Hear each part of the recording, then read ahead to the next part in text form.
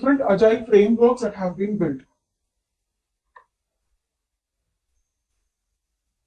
Okay, these are your different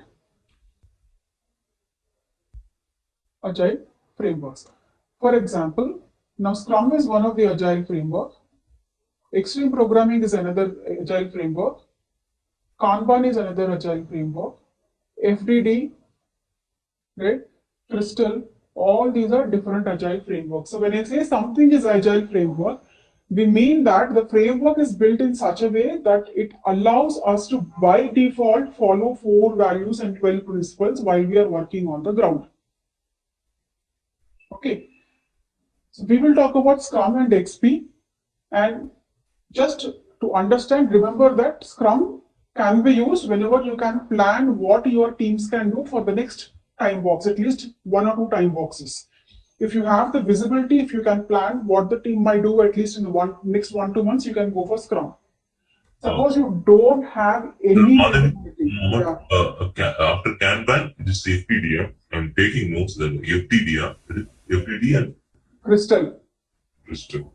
So all these you need not take notes; they are available in your workbook. Okay, in case you want to take, also you can take, or you can take screenshot of this if you want when after I finish scribbling. Okay, but don't worry about taking any notes because everything whatever we discuss now, the Mural's link will be shared and all this material is there in your workbook. But in case you want, go ahead and take it. So just remember that Scrum can be used when your teams can plan their work for the next 1 or 2 months. If you have that visibility, you go for Scrum. If you don't have any visibility, the priority is changing day in, day out, right? It's a continuous flow of work. That is when you use Kanban. The main difference between Scrum and Kanban. Extreme programming, along with the process guidelines, it also talks about engineering practices like automation, pair programming, following good coding standards. So the engineering practices of extreme programming are used by all agile teams. Okay? Clear? Yes. Okay. Yes. So, and the basic, so when I spoke about these agile values, right? I said no, agile manifest, there are 12 principles, right? So a few of the principles, what they're talking about is, so they talk about having continuous visibility. Now, what do I mean by continuous visibility? In the traditional way of working, sometimes what happens is, right, if this is my timeline,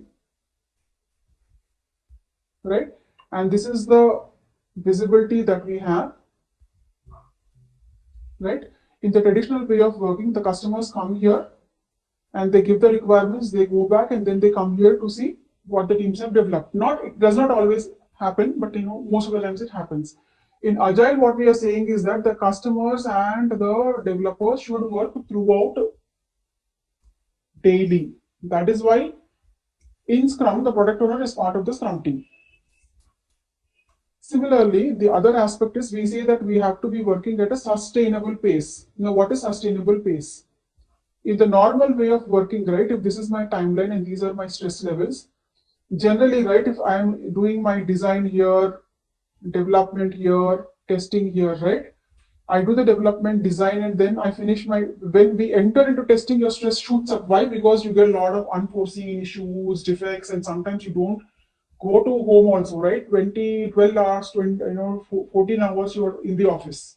All of us have experienced that. In Agile, what are we saying? We are saying that we are working in time boxes, smaller time boxes. Every time box you design, develop, test. So if you don't manage and plan your work properly, every time box will be put to stress like this, which is not sustainable in the long run. So for stress to be normalized, right, we will have to plan our work properly, which means whatever we can do in the time box, that is what we should pick up. Planning is very important in Agile.